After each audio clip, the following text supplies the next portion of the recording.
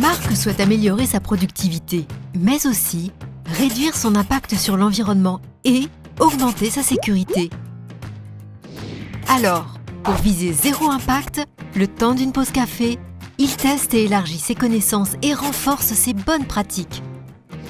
Comment ? Il s'inscrit gratuitement au parcours d'apprentissage en ligne de l'e-Academy Viser Zéro Impact. Alors, vous aussi, rejoignez l'e-Academy.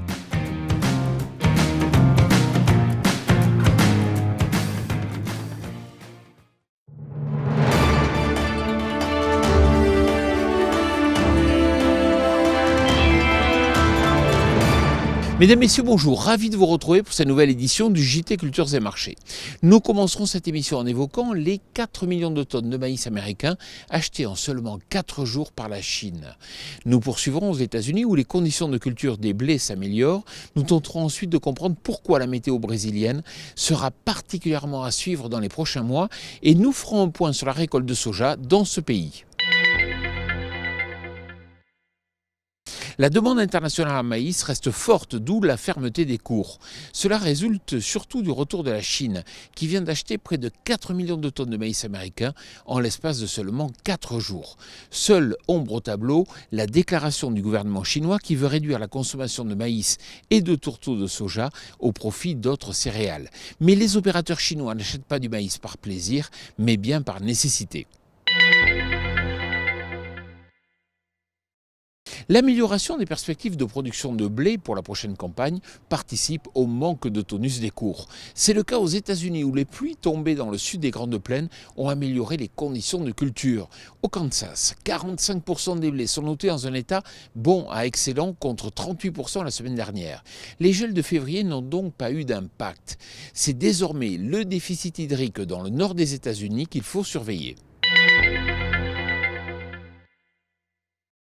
Les semis de la seconde récolte de maïs au Brésil touchent seulement à leur fin avec 15 jours de retard. Les cultures semées tardivement pourraient donc, de fait, souffrir de la période de sécheresse qui sévit habituellement de mai à août au Brésil. Attention donc à bien guetter ce risque climatique car il pourrait générer de fortes amplitudes de prix, d'autant plus importantes que les Chinois seront aux achats. 92%, c'est la progression de récolte de soja au Mato Grosso, qui est le plus gros état producteur au Brésil. Après avoir pris beaucoup de retard, la moisson touche à sa fin. Les premiers lots de soja brésiliens arrivent sur le marché international et cela allège malheureusement la forte tension présente ces dernières semaines sur le marché, mais qui se répercute aussi sur l'ensemble des oléagineux. Prudence donc si vous êtes à la vente. Comme je vous le dis chaque semaine, si vous recevez un email qui vous informe de la mise en ligne de ce JT, bien sûr, n'hésitez pas à le transférer à tous vos collègues, à tous vos amis. Cela nous aide à mieux faire connaître cette émission. Je vous souhaite une excellente semaine.